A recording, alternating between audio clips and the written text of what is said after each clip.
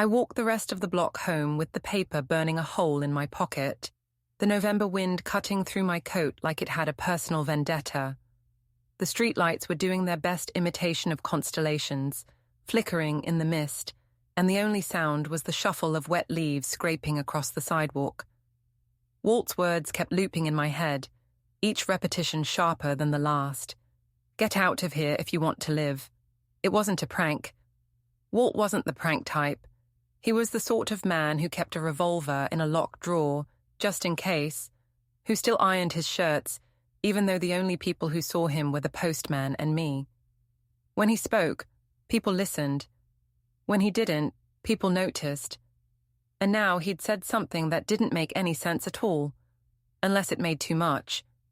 By the time I reached the stoop, my fingers were numb, and my breath looked like cigarette smoke.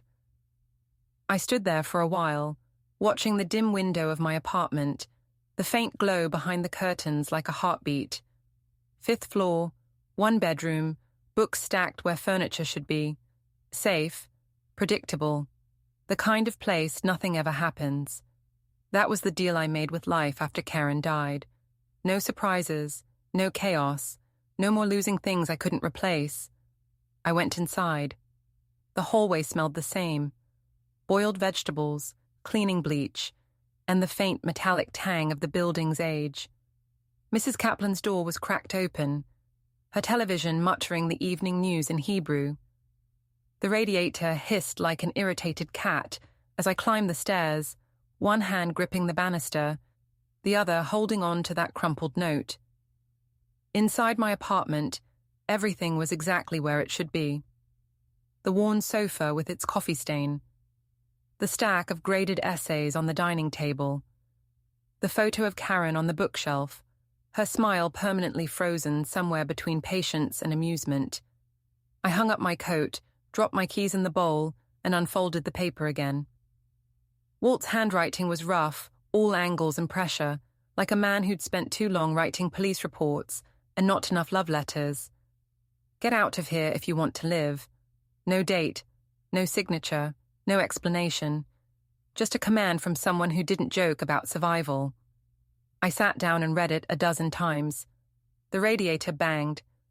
The floor creaked above me, probably Jenkins pacing again, that insomniac with the nervous laugh. Everything sounded normal, too normal. My phone buzzed again. A text this time. From Ethan. You okay? You sounded weird on the phone. I typed back, just tired, deleted it. Then retyped, fine, just grading papers. He replied with a thumbs-up emoji. That was the thing about emojis. They let people pretend they cared without having to prove it. I poured myself a drink. Scotch, 2 fingers, no ice. I wasn't supposed to be drinking this early, not on a school night, but Walt's note made the world tilt a few degrees off-center. I needed ballast. The phone buzzed again. This time, a call. Unknown number. I hesitated, then answered. Mr. Durner, a voice said. Male, young, maybe mid-30s. This is Detective Harris with the Boston PD. Do you know a Walter McKinnon? My throat went dry. Yeah, I said. He's my neighbor. Could we talk for a moment? It's about him. My stomach dropped. What happened? The detective hesitated. Sir, are you at home right now? Yes. Then please don't leave your apartment. We're on our way. I stared at the phone like it had just told me the future. Don't leave. Get out. 2 messages, opposite meanings. Someone was lying. The seconds stretched, elastic and cruel. I walked to the window and pulled the curtain aside. The street below was empty, except for a parked sedan with fogged-up windows. A flicker of motion inside. Maybe nothing. Maybe everything. I checked the locks. Deadbolt, chain, and that extra slide lock I'd installed last year after someone broke into the laundry room. All secure. Then I did something I hadn't done in years. I went to the closet and pulled out the baseball bat. Karen used to laugh about it, said it made me look like I was waiting for the Red Sox to invade. Tonight it didn't feel funny. 15 minutes later, Red and blue lights painted the building's facade. I watched 2 officers step out, their breath steaming. They disappeared into the entryway. A knock followed, a steady professional rhythm that made my pulse jump. I opened the door an inch. A young man with sharp eyes and a badge around his neck held up his hand.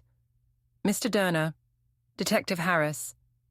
He nodded toward his partner, a woman with a notebook and an expression like she'd already seen too much tonight. "May we come in?" I stepped aside. They entered, scanning the apartment like it was a crime scene waiting to happen. Harris spoke first. "Sir, I'm afraid your neighbor, Mr. McKinnon, was found deceased about an hour ago." I felt the floor tilt again. "Deceased how?" "In his car, down by the river. Gunshot wound. We're still determining if it was self-inflicted." I gripped the back of a chair. "That can't be right. I just saw him, less than an hour ago." Harris frowned. "When exactly?" "In the elevator. He gave me—" I stopped myself. "He gave you what, sir?" I reached into my pocket and handed him the note. Harris read it, eyebrows rising. "Did he say anything else?" "Nothing. Just looked at me like he knew something was coming." The female detective leaned closer. "Did he ever mention being in trouble? Anyone following him?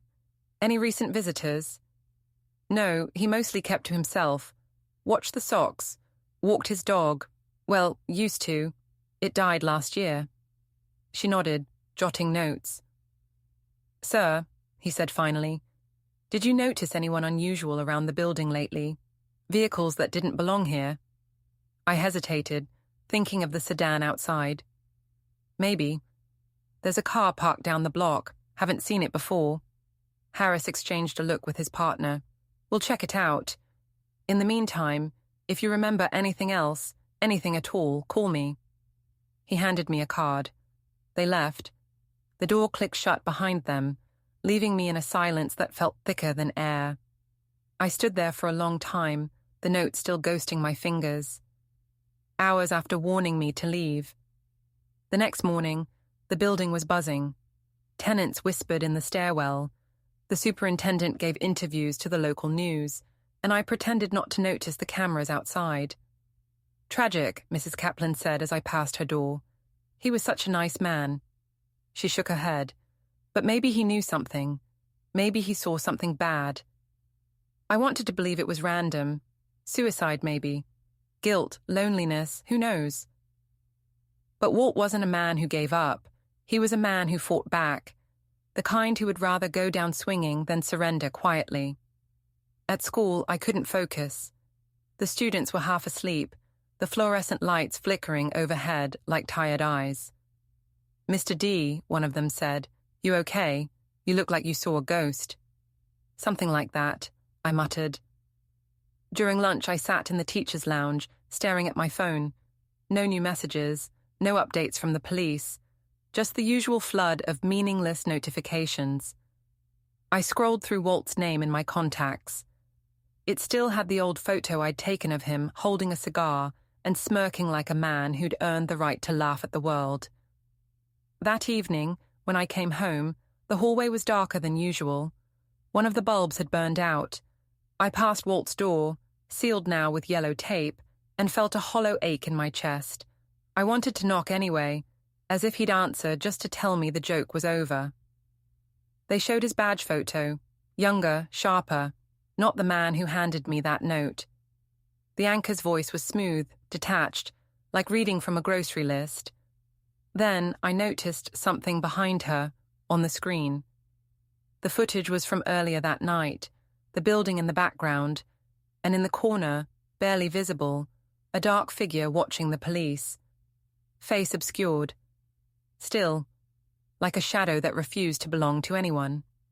I replayed it, paused, zoomed in as far as the grainy footage allowed. Whoever it was, they were wearing a dark coat and a baseball cap pulled low.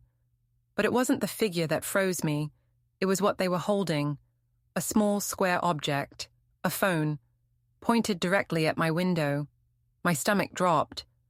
I pulled the blinds shut and sat down, forcing myself to breathe. Maybe it was coincidence. Maybe it wasn't me they were filming. Maybe I was just seeing patterns in static. But Walt's voice echoed in my head. Get out if you want to live. I didn't sleep much that night. Every sound in the building became a threat. The pipes, the elevator, the soft footsteps in the hall. Around 3 a.m., I thought I heard someone trying my doorknob. I sat in the dark with the bat across my knees until dawn. When the sun rose, I made coffee and stared at the steam until it vanished. The newspaper on my doorstep carried the story again. Police investigating possible connection to missing evidence. The article mentioned Walt's old unit, Organized Crime Division, a name I hadn't heard in years, the Fenwick Syndicate, extortion, money laundering, a few murders that never stuck. Walt had once told me he'd helped bring down one of their enforcers back in the day. Maybe they hadn't forgotten. I called the number on Harris's card, voicemail. I left a message. Detective, it's Durner. I think someone's watching me. No reply. I showered, dressed, and tried to convince myself I was still a rational man. Rational men didn't hide behind curtains or jump at every creak. Rational men went to work, taught Shakespeare, graded essays about metaphor. But rationality was losing ground to something colder, older, instinct. That afternoon I walked to the diner down the street. The waitress, Maggie, poured my usual without asking. Rough week, she said. You could say that. She nodded toward the paper folded beside me. That your neighbor? Yeah. Shame. You'd think a cop would know how to stay out of trouble. Maybe trouble found him, I said. When I left, the sky was bruised with early dusk. A car idled across the street, engine low, windows tinted. I told myself it wasn't following me, but when I turned the next corner, it turned too. I cut through an alley, heartbeat pounding. When I came out on the next block, the car was gone. Or maybe I'd just lost track of it. Back home, there was an envelope slid under my door. No name, no return address. Inside, a photograph, grainy, black and white, like a security still. It showed me, standing in the elevator. Walt beside me, his hand half visible, holding out the note. On the back, one word written in ink that bled slightly into the paper. Run. I dropped it like it was hot. My heart was a drumline. I checked the peephole, empty hall. No footsteps, no sounds. That night, I packed a bag. Just essentials. Cash, clothes, Karen's photo. I didn't know where I was going, but I knew I couldn't stay. Something was unraveling, and I was standing in the middle of the thread. Before I left, I looked around the apartment one last time. The couch, the books, the quiet. All of it part of a life that had been small but safe. I stepped into the hall, locked the door behind me, and headed for the stairs. Halfway down, I heard it, the faint hum of an elevator rising, too smooth, too fast. I ducked into the shadow of the landing as the doors opened on the third floor. Two men stepped out, dressed in dark coats. Not police, not tenants. One of them spoke into a radio. He's still here. Check the upper floors. I crept back up, shoes silent on the carpet, and slipped into the maintenance closet at the end of the hall. The air smelled of oil and dust. My hands shook as I pulled out my phone, but there was no signal. Of course not. Thick walls, old building. Footsteps echoed, closer. One pair, slow, deliberate, the other lighter, quicker. A voice said, "He won't get far." I waited, barely breathing. After a few minutes, the sounds faded. I stayed still another 10 before I dared move. Then, quietly, I opened the closet door. The hall was empty again, but something had changed. A faint chemical smell lingered, like cleaning solvent and metal. I made it to the fire escape, climbed down to the alley, and ran. The city blurred around me. Streetlights, exhaust, sirens in the distance. I didn't stop until I reached the river. The spot where they'd found Walt's car. Police tape fluttered in the wind. I stood there, panting, staring at the dark water that had swallowed his secrets. A shape moved behind me. I spun around, bat raised, but it was just a man in a hooded jacket, hands up. "Easy," he said. "You Michael Durner?" "Who's asking?" "Name's Riley. I worked with Walt. He told me if anything happened to him, I should find you." I didn't lower the bat. "You're a cop?" "Was. Not anymore. Walt thought someone in the department was dirty. Said he had proof." Riley glanced around, nervous. I felt dizzy. "And you think I have it?" "I think Walt thought you'd be safer with a warning. Guess he was wrong about that." He handed me a small flash drive wrapped in electrical tape. "This was in his glove compartment. Maybe you can figure out what's on it, but don't plug it in anywhere connected to the internet. If they trace it, you're done." Then he was gone, melting into the night like he'd never been there. I stood there, clutching the drive, the city whispering around me. Somewhere far off, church bells marked the hour. I didn't know what time it was anymore, or what day, only that I'd stepped out of one life and into another without meaning to. When I finally made it back to the apartment, dawn was creeping over the rooftops. The hall was quiet. My door was ajar. Inside, everything had been turned over. Drawers open, books scattered, the photo of Karen face down on the floor. The note from Walt was gone. I sank onto the couch, the flash drive heavy in my pocket. Outside, sirens wailed again, closer this time. Maybe for me, maybe not. For the first time in years, I felt something almost like purpose. Walt hadn't been warning me for nothing. He'd been passing the torch. Whatever this was, it wasn't over, not by a long shot. I poured another drink, steadier now, and stared at the horizon turning gold. "All right, Walt," I said quietly. "Let's see what you left me." I turned on the laptop, slid the drive into the port and waited. The screen flickered once. Then a folder appeared. One word as its title, evidence. I clicked it open. And that's when I finally understood why Walt told me to get out if I wanted to live. Before we continue, hit the hype button, subscribe, and like the video to help the channel grow. Tell us which city you are from in the comments. We'd love to get to know our audience better. Saturday arrived like a hangover. The wedding was at the Riverside Hall, all white pillars and crystal chandeliers, the kind of place that charges you $50 if you breathe wrong. I wore my only decent suit, the one I bought for my wife's funeral, and I felt like an imposter. Ethan stood at the altar in a tuxedo that cost more than my monthly paycheck. His bride, Naomi, 24 years old, looked like she'd stepped out of a magazine. Perfect skin, perfect smile, perfect teeth. The kind of woman who knows exactly how beautiful she is and uses it like a credit card. My daughter Lydia sat in the front row, filming everything on her phone. 26 years old, influencer, professional narcissist. She'd flown in from Los Angeles specifically for this, which meant she'd post 40 stories and call it family time. I sat in the back. No one saved me a seat up front. The ceremony was long. The vows were generic. When the priest said, "You may kiss the bride," everyone clapped like trained seals. I clapped too. What else do you do when your son marries a woman who looks at you like your furniture? The reception was worse. Naomi found me near the bar, where I was nursing a whiskey and trying to remember why I'd thought fatherhood was a good idea. "Michael," she said. "Not Dad, not Mr. Durner. Just Michael, like we were colleagues.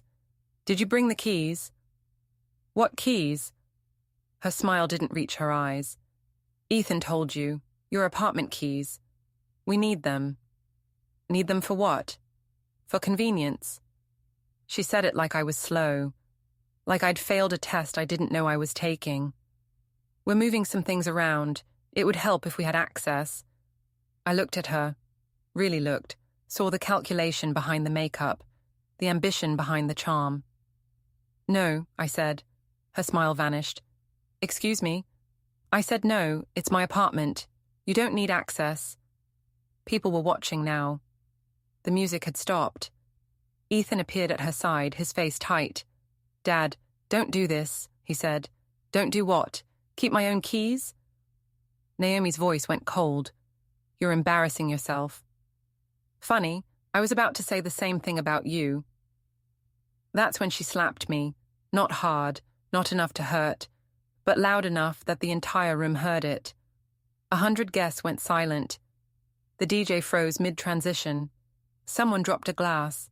I touched my cheek, felt the heat, saw Lydia filming. Naomi's eyes were ice. Give me the keys or I'll make your life hell. I smiled, couldn't help it. Because in that moment, I realized something. I'd spent 30 years teaching teenagers how to read between the lines, how to spot subtext, how to understand motivation. And I'd just been threatened by a 24-year-old who thought a slap would break me. Noted, I said. Then I walked out. I made it to the parking lot before Ethan caught up. Dad, wait. I kept walking. Dad, please. She didn't mean it. I stopped, turned. Didn't mean to slap me in front of 100 people, or didn't mean to threaten me. He ran a hand through his hair, messing up the gel. She's stressed. It's the wedding. You know how it is.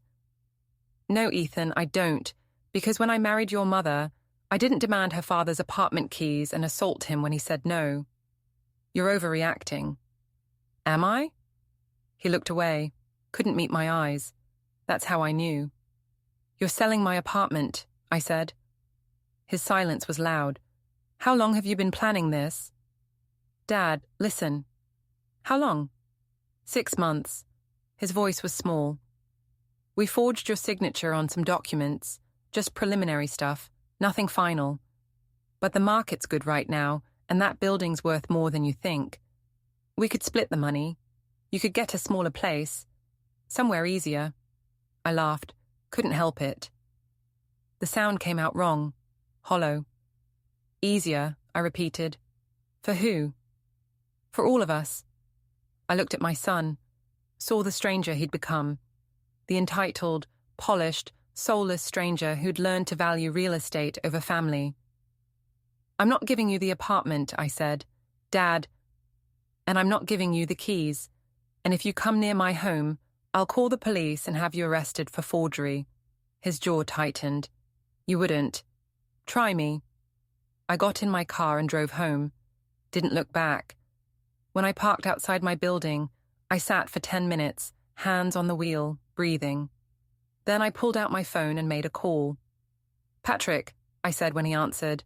It's Michael Durner. Remember when I pulled your son out of that riptide in Maine? You said you owed me. Silence. Then, I remember. I need a favor. Name it. I told him about the wedding, about Naomi, about the forged documents, about my children's betrayal. Patrick listened without interrupting. When I finished, he said, I'll be there tomorrow. Thank you. Mike? Yeah? They're going to regret this. I hung up and went inside. Found Walt in the lobby, reading a newspaper. You didn't leave, he said. I'm thinking about it. He nodded. Smart. Those kids of yours are poison. How did you know? I'm a cop. Was a cop. I see things. He folded his paper. I heard them talking in the hall last week. Your son and that girl. They were planning something. I didn't catch all of it, but I heard enough. Why didn't you tell me? Would you have believed me? I thought about it. Probably not. There you go. He stood, joints creaking. Listen, Mike. You're a good man, too good. These people see that as weakness. Don't let them win. I won't, he smiled. Good, because if you need help burying any bodies, I know a few spots in the woods. I laughed despite myself. I'll keep that in mind. He walked to the elevator.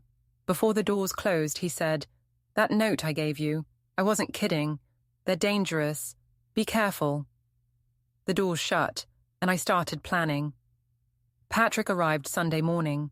Tall, 60-something, ex-military, the kind of man who looks like he's solved problems with his fists and enjoyed it. But his eyes were kind. We sat in my kitchen. I made coffee. Tell me everything, he said. So I did. Every detail. The note from Walt. The wedding. The slap. The forged documents. The betrayal. Patrick listened with his hands folded on the table. When I finished, he said, "Do you want them arrested?"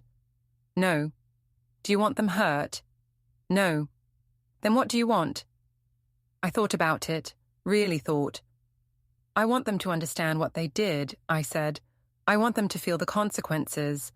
I want them to lose everything they value the way they tried to take everything from me." "Correct." "Good, because I've got some ideas." He pulled out a laptop and spent the next hour showing me Ethan's business dealings. Turns out my son's real estate empire was built on shady loans, falsified inspections, and partnerships with men who had criminal records. Nothing overtly illegal, but close enough that one good push would topple the whole thing. "He's overextended," Patrick said. 3 projects running simultaneously. If one collapses, they all do. "How do we collapse one?" "Simple. We expose the truth, no lies, no fake evidence, just facts. We leak them to his investors, his partners, his clients. Let them draw their own conclusions." "And Naomi?" Patrick pulled up her social media. Thousands of followers, hundreds of posts, a perfectly curated life. "She's lying," Patrick said, "about her family, her education, her past. She's reinvented herself. If we expose the truth, her influencer career dies. And if her career dies, her value to your son dies. And Lydia, your daughter's easier. She's got a brand deal pending with a cosmetics company. Worth 6 figures. If we create doubt about her authenticity, they'll pull the deal." I stared at the screen, at my children's faces, at their carefully constructed lies. "How long will this take?" I asked. 2 weeks, maybe 3. Depends on how fast they react." "Will it work?" Patrick looked at me. "Mike, I've toppled dictators with less ammunition. Your kids don't stand a chance." I shook his hand. "Let's do it." He left an hour later. I sat alone in my apartment, feeling something I hadn't felt in years. Hope. Monday I went to school. The sky was the color of steel wool, the kind that catches in your fingers when you scrub too hard. November had arrived without ceremony, flattening the world in grey light and cold air. My breath fogged the windshield as I pulled into the faculty parking lot. The same crack in the pavement where the janitor had promised to patch it months ago stared back at me, a thin line like a scar. I sat for a moment, engine idling, listening to the radio drone about a new scandal in Washington, something about ethics and investigations, words that had long since lost meaning. Then I shut it off and stepped into the wind. The hallway smelled like disinfectant and adolescent sweat. Lockers slammed, sneakers squeaked, laughter ricocheted off the walls like rubber bullets. I walked toward my classroom, clutching the battered briefcase I'd carried for 15 years. The handle's leather had worn smooth from my grip. Inside were the same lesson plans, annotated copies of novels whose margins had turned soft and yellow, a stack of essays half-graded, and a thermos of coffee that tasted faintly of despair. The first bell rang. My students drifted in, hoodies up, earbuds dangling, faces lit by the glow of their screens. I began my lecture on Hemingway and Fitzgerald, the illusion of the American dream, the beautiful lie we keep selling ourselves about reinvention and success. I quoted Gatsby, talked about the green light at the end of Daisy's dock, and how it shimmered with everything we wanted but could never touch. Half the class pretended to type notes on their laptops, but I knew better. The glow of TikTok reflected in their pupils like tiny ghosts. "Who can tell me what Gatsby's dream represents?" I asked. Silence. A cough from the back, the faint clicking of nails on glass as someone scrolled. Finally, a voice, Jenna, earnest as ever.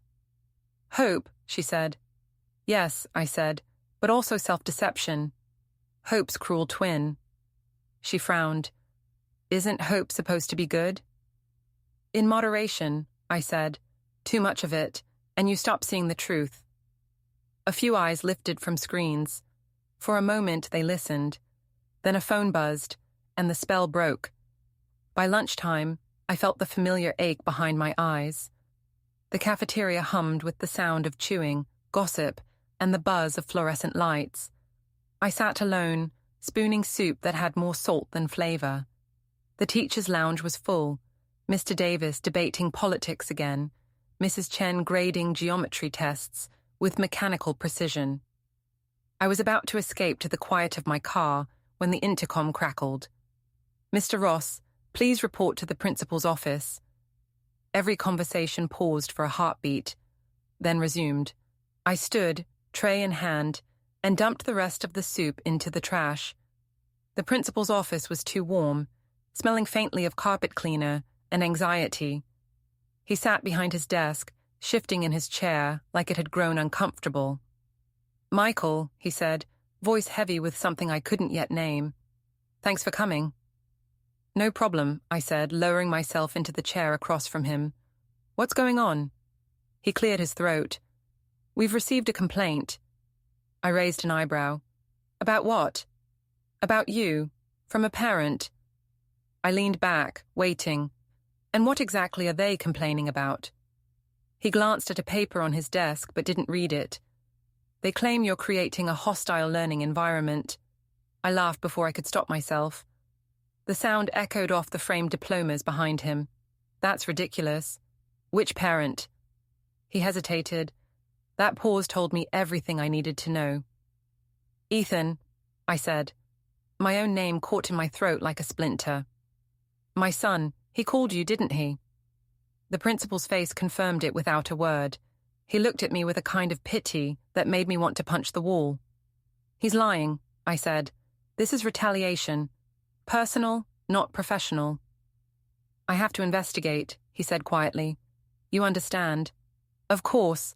I stood, straightening my jacket. "Investigate all you want. My record speaks for itself." He nodded, though his eyes wouldn't meet mine. "I'll be in touch." I walked out before he could say anything else. The hallway felt colder than before. The laughter of students sounded sharper, meaner. I went back to my classroom, finished the day teaching Jane Austen to 17-year-olds who thought irony was a meme format. My voice felt detached from my body, like it belonged to someone else. When the final bell rang, I gathered my papers and walked to the parking lot. My reflection in the car window startled me. Grey stubble, dark circles, eyes that had seen too many disappointments stacked neatly on top of one another. I drove without music, following the familiar route through the cracked neighborhoods, until the buildings grew older, smaller, the kind of place where people stopped pretending things would get better. Walt's apartment was on the second floor of a building that leaned like it was tired of standing. I climbed the stairs and knocked. The door opened to the smell of beer and cigarette smoke. "What's wrong?" he said, beer in hand. "They're coming after my job." He grunted. "Figures. What are you going to do?" "Fight back." "Good man." He stepped aside. "Come in. Let me show you something." Inside, the apartment looked like a crime scene of paperwork. Stacks of files teetered on chairs, folders spread across the table, yellowed photos tacked to the wall. Walt had always been like this, half retired, half obsessed, living in a world of unsolved mysteries. He'd been a private investigator once, before age and whiskey dulled the edges. He led me to the desk, where papers were spread like cards in a losing hand. "I did some digging," he said. "Your son's business partner. Guy named Carter Wells. He's dirty. Been skimming money from their projects. Your son doesn't know. But if someone told him..." "He'd turn on Carter," I said. "Exactly. And when he does, the whole operation collapses." I looked at the documents, bank statements, transfer records, transactions routed through offshore accounts, numbers and names connecting like veins in a diseased heart. "How did you get this?" I asked. Walt smiled, showing the uneven line of his teeth. "I'm old, Mike. I still have contacts." I ran my finger along the columns of numbers. The evidence was solid, damning. Enough to ruin Carter, maybe even save me. "I could send this to Ethan," I said slowly, anonymously, Make him see who he's really working with. Walt nodded. That's the idea. But if he traces it back to me... He won't, Walt said. Not if you're careful. I took the papers. They felt heavier than paper should. Thank you. He shook his head. Don't thank me. Just promise me you'll burn them when you're done. I promise. He walked me to the door. Mike, he said as I stepped into the hallway, be careful. These people fight dirty. So do I said. The drive home felt longer than usual. The city lights smeared across the windshield in the drizzle, turning red and gold like bruises under skin. My mind kept circling back to Ethan, my son, my only son. Once, we'd been close. He used to sit at the kitchen table while I graded essays, asking about books, about life, about why people did the things they did. He wanted to be a writer back then. Now he was a businessman, a successful one, or so he claimed. We hadn't spoken in months. At home, I scanned the documents one by one. The hum of the machine filled the silence. Each page felt like a confession, like peeling back a layer of someone's lies. When the last file was uploaded, I opened the encrypted email account Patrick had set up for me years ago, back when we thought we might need it for something noble. I attached the files, wrote a single line, "You deserve to know the truth." Then I hit send, and waited. The waiting was the hardest part. Time stretched, warped. I poured myself a drink, stared out the window at the dark yard. The trees were bare now, skeletal shapes against the porch light. Somewhere, a dog barked. I imagined Ethan opening the email, reading the attachments, calling Carter, shouting, accusing. I imagined the whole thing unraveling like a poorly tied knot. The clock on the wall ticked too loudly. I poured another drink. By morning, nothing had changed. No call, no message. Just the quiet thrum of the radiator and the faint smell of burnt toast from the kitchen. I went through the motions, shaved, dressed, drove to school, pretended the world was still the same. But it wasn't. When I reached my classroom, a note was taped to the door. See me immediately, principal, no signature needed. He was waiting, papers spread across his desk.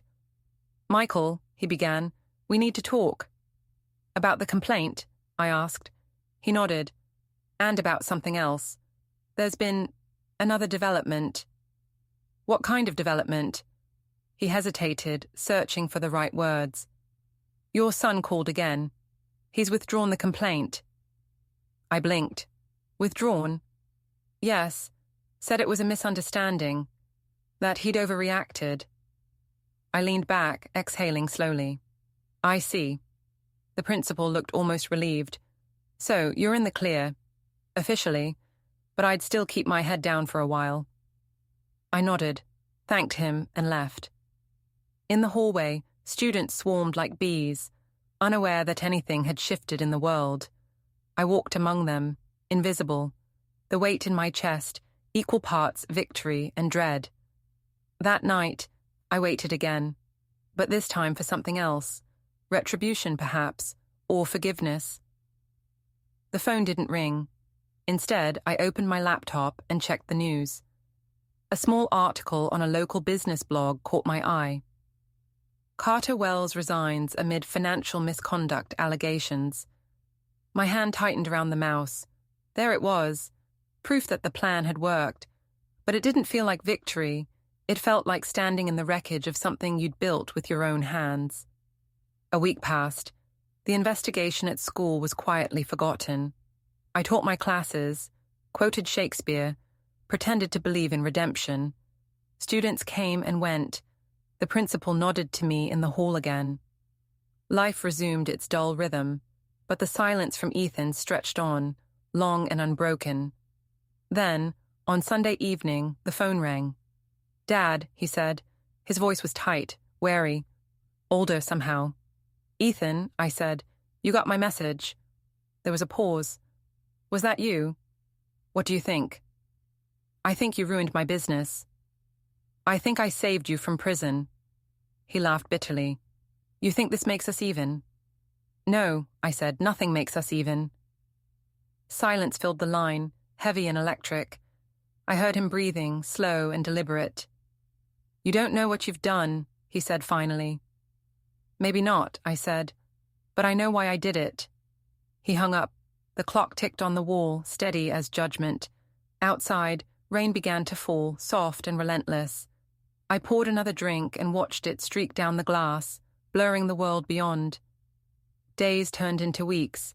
Rumors spread that Carter had fled the state. Ethan's company dissolved. My name was cleared, but my conscience wasn't. Walt called once, asking how it all turned out. I told him it was over. He didn't believe me, but he let it go. I kept teaching.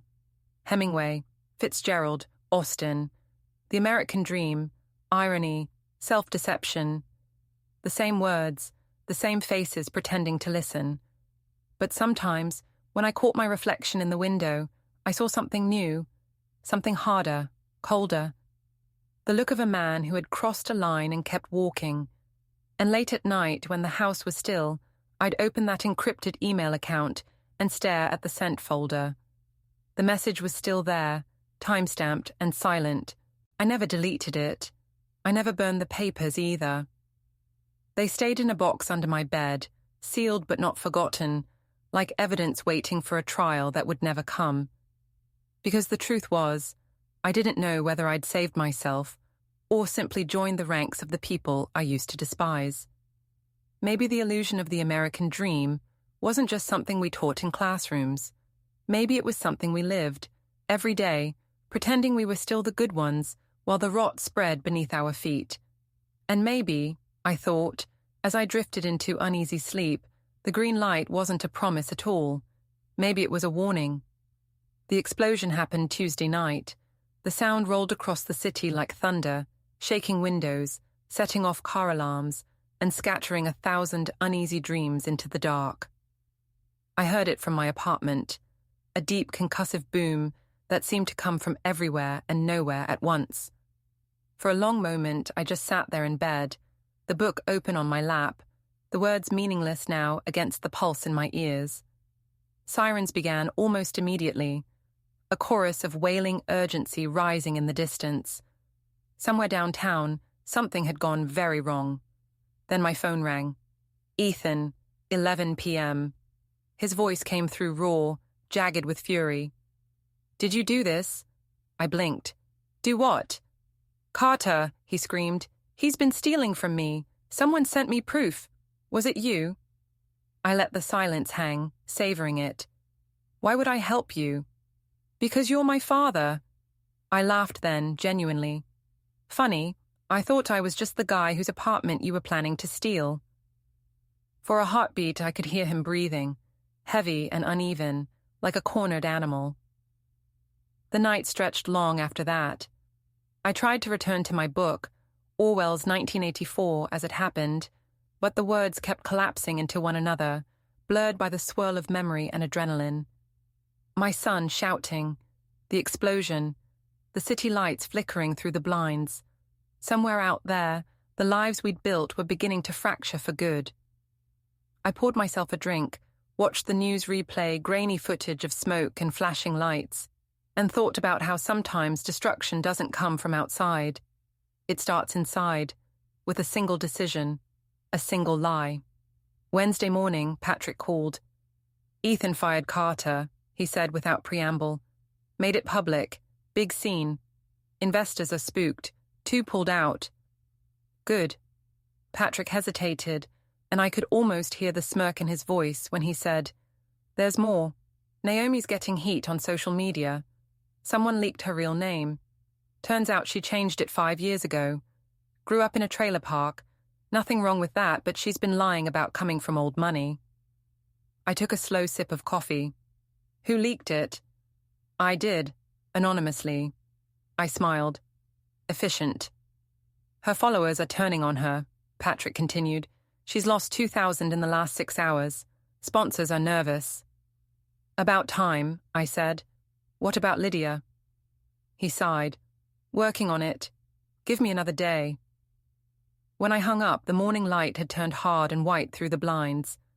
I sat there for a while, letting the city noise drift up from below. Horns, footsteps, the distant hum of something trying to keep moving even as it fell apart. Thursday, Lydia called.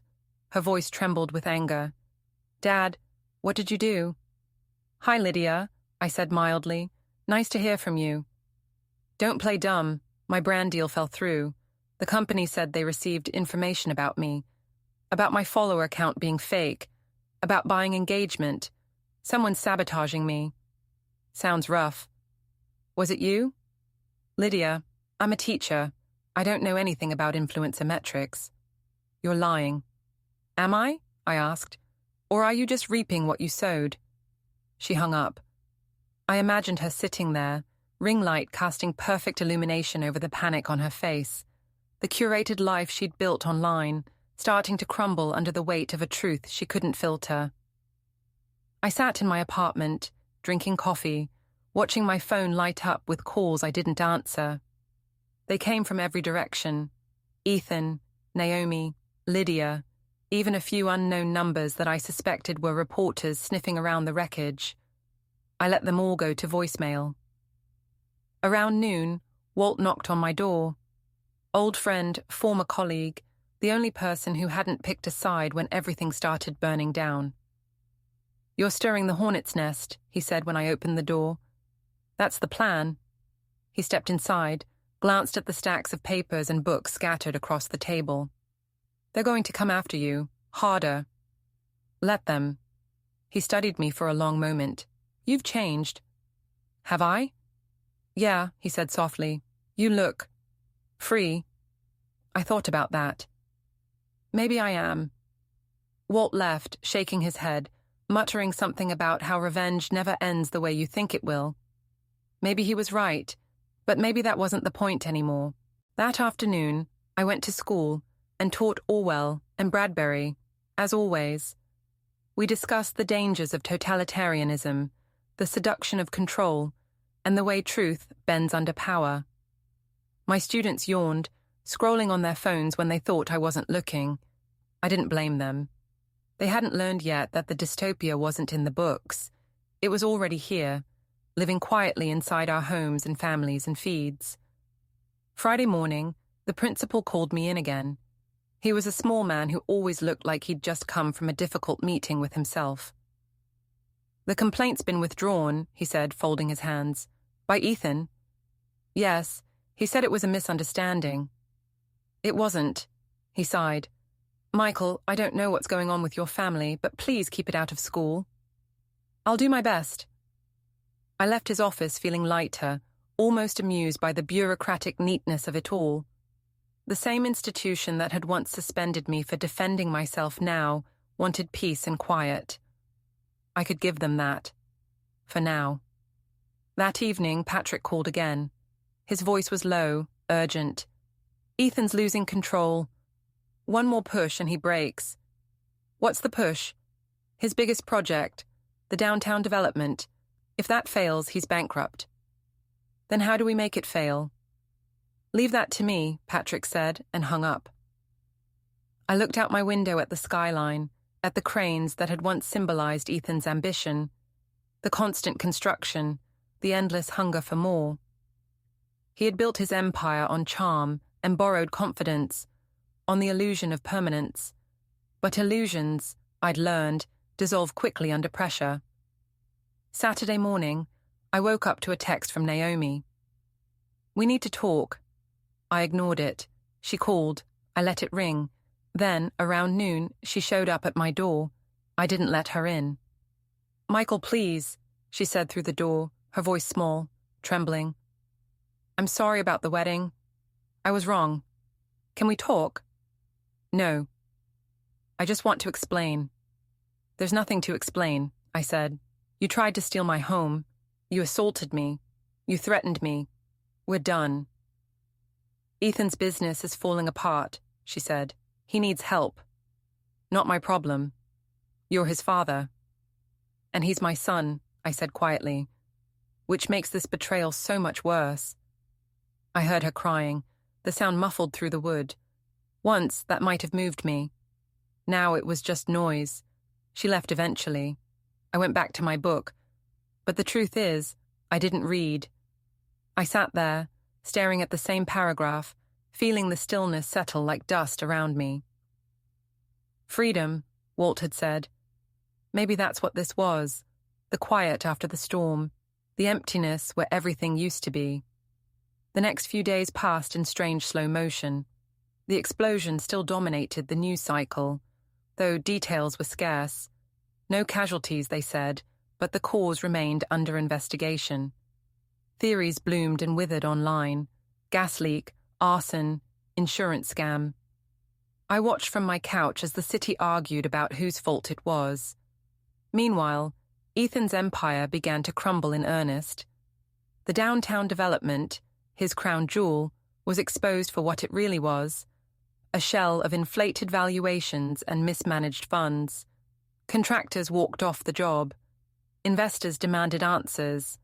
Patrick kept me updated. "They're circling him like vultures," he said one night. "His partner's threatening to sue.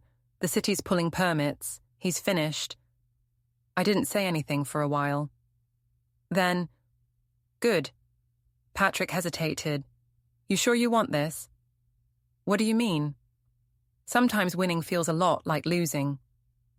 I looked around my small apartment, peeling paint, the hum of the refrigerator, the soft tick of the clock, and thought about the mansion Ethan had tried to take from me, the life he'd tried to erase. "No," I said, "it feels exactly like what it should." That night I dreamed of fire, buildings collapsing into themselves, faces blurred by smoke. When I woke, my heart was pounding, the taste of ash thick in my mouth. I walked to the window and watched the sunrise turn the city gold, all that light spilling over the broken glass and concrete like forgiveness no one deserved. On Sunday, Lydia posted a video. Tears, apologies, promises to be authentic from now on. Her followers tore her apart anyway. Naomi's sponsorships evaporated. Ethan vanished from social media entirely. The family that had once built its image on visibility was finally invisible. In the quiet that followed, I began to remember things I'd tried to forget. Birthday parties, where no one spoke to me, dinners where my words were edited out of the conversation, the way Naomi's smile would harden when I said something that didn't fit the narrative. I had been erased long before they tried to take my apartment. I just hadn't noticed.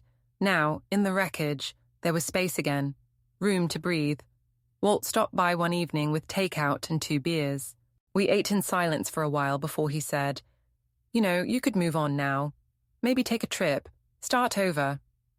"Maybe," I said. "You sound unconvinced." "I'm just not sure where over is anymore." He chuckled. "Fair enough. But don't stay stuck in the ruins. That's not freedom. It's a different kind of prison."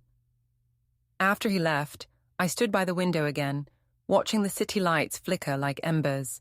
I thought of Ethan, Naomi, Lydia, each of them trapped in the stories they'd written for themselves, terrified now that the world had stopped believing them. Maybe Walt was right. Maybe freedom wasn't about revenge. Maybe it was about letting the noise fade until all that's left is truth. But I wasn't there yet. Late that night, a message arrived from an unknown number. "You think this is over?" "It's not." I stared at it for a long time, then deleted it. Outside, the city hummed on, oblivious. Somewhere, sirens wailed again, distant, fading. I closed the blinds, turned off the light, and let the dark have me. Sunday, Patrick arrived with news. Investors pulled out after an anonymous tip about structural issues with the property. Were there structural issues? Yes, real ones. Ethan was hiding them to keep the project alive. Now he can't. He's ruined. I felt a flicker of guilt, pushed it down. What about the others? Naomi's influencer career is over. She's lost 15,000 followers. Brands won't touch her, and Lydia's scrambling to rebuild her reputation. It'll take years. Good. Patrick leaned back in his chair. "Mike, I have to ask, are you okay with this?" "Why wouldn't I be?" "Because they're your kids." I looked at him. They stopped being my kids when they tried to steal from me. He nodded. Fair enough. Monday, Walt knocked on my door at 7 a.m.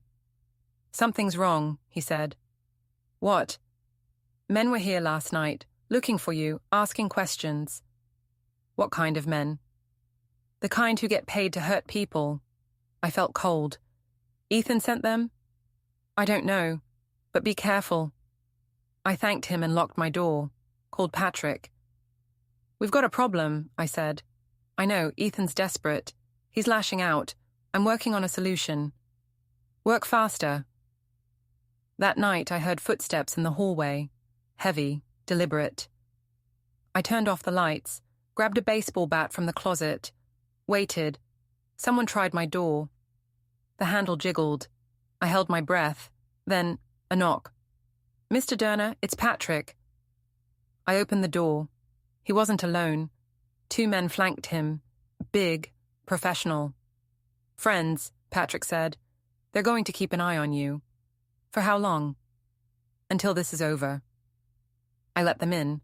They positioned themselves by the windows. Patrick pulled me aside. Ethan hired muscle, low-level thugs. I've got people watching them. You're safe. For now. For now. He left. I tried to sleep. Couldn't. Tuesday, I went to school with a bodyguard, a man named Lewis, mid-40s, quiet, professional. My students noticed. Who's that? One asked. A friend, I said. Looks like a cop. He's not. I taught Kafka and Camus and the absurdity of existence. My students texted. After school, Lewis drove me home, checked the apartment, gave me the all clear. I poured a whiskey. Sat by the window. Walt knocked. Heard you've got security now, he said. News travels fast. I'm old, not deaf. He sat down. Mike, maybe it's time to stop. Stop what? This revenge thing, before someone gets hurt. I looked at him. They tried to steal my home, Walt. My life, everything I have. I know, but at what cost? I didn't answer. He left. That night, Patrick called. We've got them. What do you mean? Ethan, Naomi, Lydia. They're done. Ethan's bankrupt. Naomi's reputation is destroyed. Lydia's career is over. They have nothing left.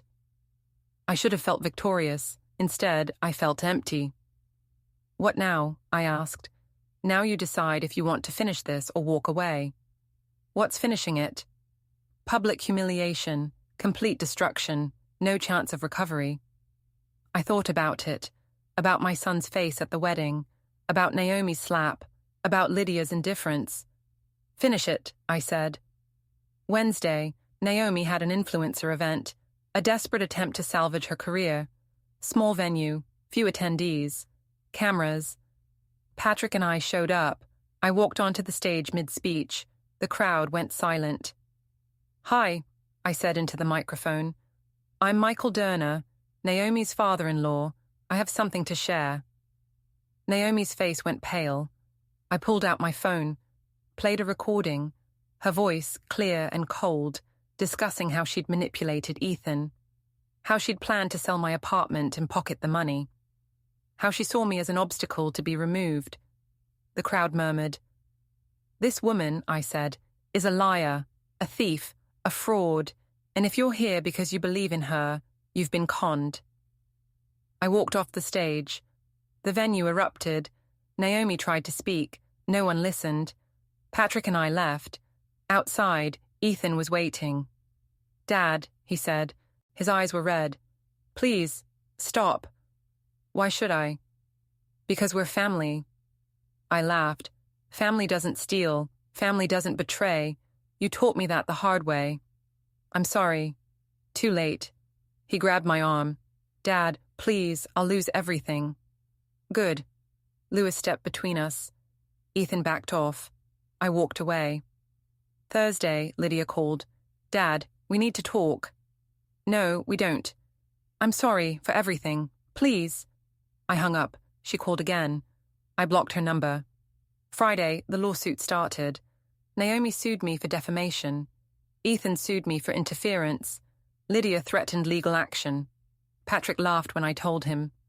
Let them sue, he said. Everything you revealed was true. They don't have a case. Are you sure? Positive. I wasn't convinced. Hired a lawyer anyway. A woman named Sarah with sharp eyes and sharper instincts. You're in the clear, she said after reviewing everything. They're desperate, grasping. Ignore them. Saturday, Walt died. Heart attack. Sudden. Painless, they said. I found out from the landlord, went to his apartment. It was empty except for a voicemail on his phone. Mike, it's Walt. Listen, I don't have much time. Those men I told you about? They're watching you, close. They're not Ethan's. They're someone else's. Someone who doesn't want this finished. Be careful. You started something they don't want you to end. The message cut off. I stood in his empty apartment, feeling the weight of his warning. Someone knocked. Patrick. I heard about Walt, he said. I'm sorry. He left me a message. I played it for him. Patrick's face darkened. Someone else is involved. Who? I don't know, but we're going to find out. Sunday, we dug deeper. Patrick used his contacts. I used my brain. Turns out, Ethan's business partner Carter had connections. Dangerous ones. Men who didn't like losing money. Men who saw me as a problem. They think you cost them their investment, Patrick said. They want payback. Great. Don't worry, I've got people on it. Monday, I didn't go to school. Called in sick. Stayed home with Lewis and another guard named Marcus. Tuesday, someone broke into my apartment while I was out. They didn't take anything. Just left a message on my mirror in red lipstick. Stop or die. I called Patrick. We need to move, he said. Tonight. Move where? Somewhere safe. I packed a bag. Lewis drove me to a motel outside the city. Cheap, anonymous. Patrick arrived an hour later with files and a laptop. We're going after Carter's people, he said. Hard, fast, before they come after you again. How?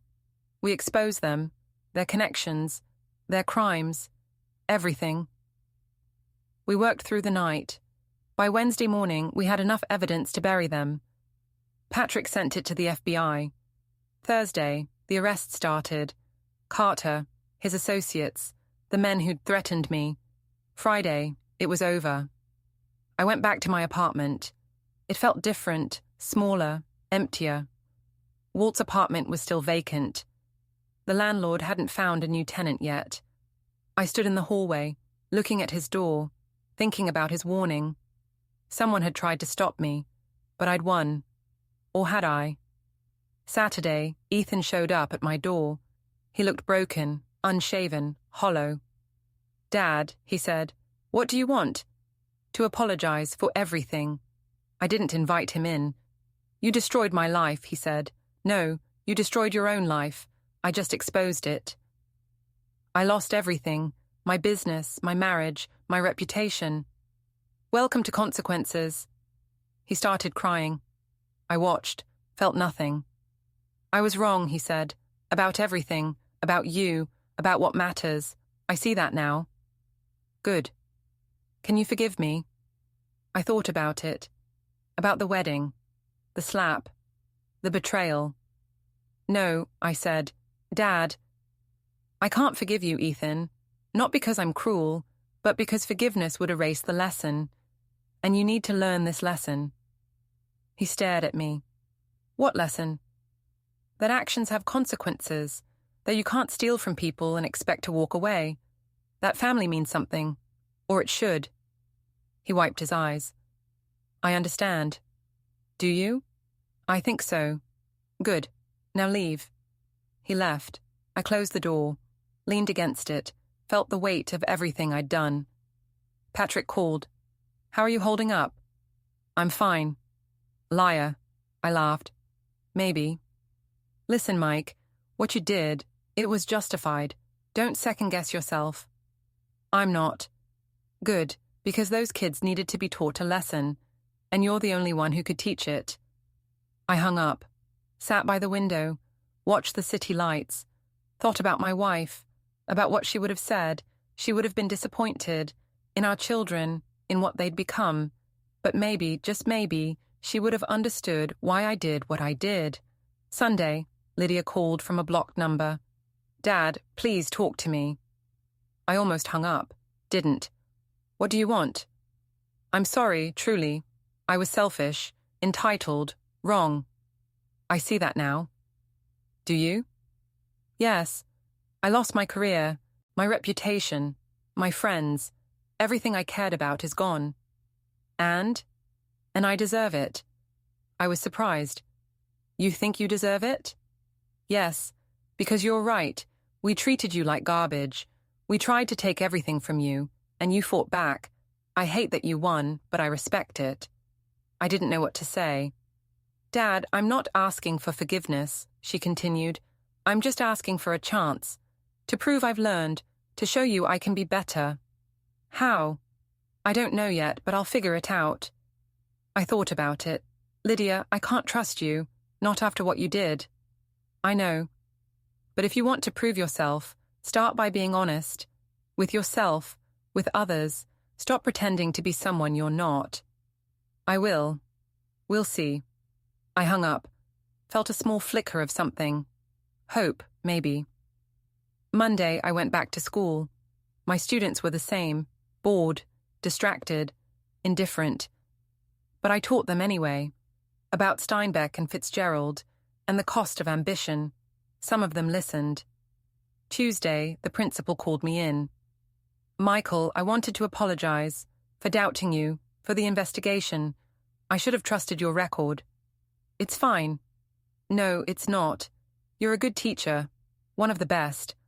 I'm sorry I let personal complaints cloud my judgment." I nodded. "Thank you." I left his office feeling vindicated. Wednesday, Patrick called. "It's over, Mike. Ethan's bankrupt. Naomi's gone back to her hometown. Lydia's working retail. They're done." "Good. How do you feel?" "Tired." "Understandable. Listen, if you ever need anything, call me. You saved my son. I'll never forget that." "I know. Thank you, Patrick." "Take care of yourself, Mike." I hung up. Thursday, I stood in the elevator, alone. The same elevator where Walt had handed me the note. I thought about his words. "Get out of here if you want to live." I hadn't left. I'd stayed. And I'd fought. And I'd won. But winning felt hollow. Friday, I found a note taped to my door. I opened it. "You're finally free." I stood there, holding the paper, feeling something crack inside my chest. Free. Was I? I looked around the hallway. Empty, silent, folded the note, put it in my pocket, and for the first time in months, I felt something close to peace. Not happiness, not joy, but peace. Saturday morning, I cleaned Walt's apartment. The landlord had given me permission. Said I could take anything I wanted before they cleared it out. I found old case files, photographs, a bottle of whiskey, a framed picture of Walt and his wife, both young, both smiling. I took the whiskey and the picture, left everything else. Sunday, I visited my wife's grave. Hadn't been in months. The headstone was covered in leaves. I brushed them off. "I did something," I told her. "Something I'm not sure you'd approve of, but I think you'd understand." The wind picked up, leaves scattered. "Our kids turned out wrong," I continued, "and I tried to fix it. I don't know if I succeeded, but I tried." I sat there for an hour, didn't say anything else. When I left, I felt lighter. Monday, Lydia texted, "Can I visit?" I replied, "Not yet, but someday." She didn't respond. I didn't expect her to. Tuesday, I taught The Great Gatsby. My students actually paid attention. One even asked a question. Progress. Wednesday, Patrick sent me a picture. Him and his son fishing. Both smiling. I smiled back. Thursday, I found another note in the elevator. "You did good, Mike." Walt's handwriting. Impossible. But there it was. I kept the note. Didn't tell anyone. Friday, Naomi called. "Michael, I'm leaving the state, starting over. I wanted to say, I'm sorry for everything. Okay. That's it? Just okay?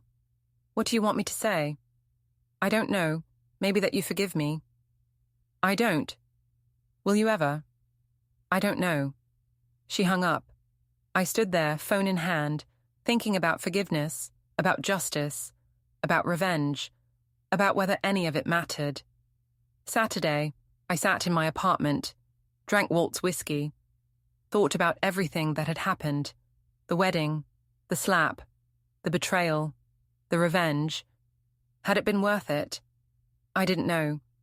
Sunday, I went for a walk, ended up at the Riverside Hall, the place where it all started. The building was empty. No weddings that day. I stood outside, looking at the pillars, the chandeliers visible through the windows. Remembered Ethan's face at the altar, Naomi's smile, the sound of the slap. Felt nothing. Monday I went back to school, taught Hemingway, A Farewell to Arms, the futility of war. My students looked bored, but one stayed after class. Mr. Durner? Yes. That book, the one we just read. Did the main character do the right thing? I thought about it. I don't know. What do you think? I think he did what he had to do, even if it hurt. I nodded. Sometimes that's all we can do. The student left. I sat at my desk alone, thinking about choices, about consequences, about whether doing the right thing and doing what's necessary are the same. Tuesday, Ethan called. Dad, I'm leaving Boston, starting over somewhere else. I wanted to say goodbye. Okay. And to tell you, you were right, about everything. I didn't respond. I was entitled, selfish, cruel. I treated you like garbage, and I deserved everything you did to me. Yes, you did. I hope someday you can forgive me. Maybe someday. That's all I can ask for. He hung up. I sat there, phone in hand, feeling the weight of fatherhood, the burden of loving someone who hurt you. Wednesday, I found a final note in the elevator. Time to let go, Mike. Walt's handwriting, clear, unmistakable. I looked around. The elevator was empty. I folded the note, put it in my pocket with the others, pressed the button for my floor. The doors closed. When the doors opened, I stepped out, walked to my apartment, unlocked the door, went inside, sat by the window, watched the city lights, and for the first time in 7 years since my wife died, I felt something close to closure. Not peace, not happiness, but closure. Thursday, I burned the notes, all of them, Walt's warnings, Walt's encouragements, Walt's final message. I watched them turn to ash in my kitchen sink, felt nothing. Friday, I taught my last class of the semester. My students clapped when the bell rang. A few even thanked me. Progress. Saturday, I packed a bag. Not much. Clothes, books, the photo of Walt and his wife, Walt's whiskey. Sunday, I left Boston, drove south. No destination, just away. Stopped at a motel in Connecticut. Small, cheap, anonymous. Sat on the bed, looked out the window at the parking lot. Thought about my children, about what I'd done to them, about whether it was justice or cruelty. Decided it didn't matter. They'd learned their lesson. Or they hadn't. Either way, it was done. Monday, I kept driving, through New York, Pennsylvania, Virginia. Stopped in a small town I'd never heard of. Rented an apartment, small, quiet, no elevator, no neighbors, no ghosts. Tuesday, I found a job at a local library, shelving books, easy, mindless, perfect. Wednesday, I bought a used car. Nothing fancy, just reliable, started fresh. Thursday, I called Patrick. Mike, where are you? Somewhere else. Are you okay? I think so. Good. Listen, if you ever need anything. I know. Thank you, Patrick. Take care of yourself, Mike. You too. I hung up. Friday, I walked through town, small, quaint, the kind of place where people smile at strangers. I smiled back. Saturday, I sat on my new porch, drank coffee, watched the sunrise, Thought about my wife, my children, my life. Felt the weight of it all lift, just a little. Sunday, I started reading again. Not for class, not for anyone else, just for me.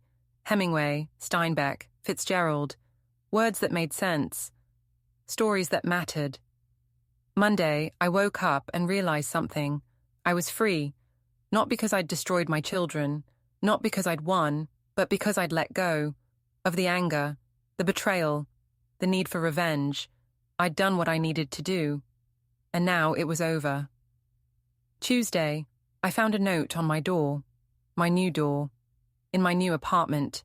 In my new town. You did good, Mike. Walt's handwriting. Impossible. But there it was. I smiled. Folded the note. Put it in my pocket. Went inside. Made coffee. Sat by the window. And watched the world begin again.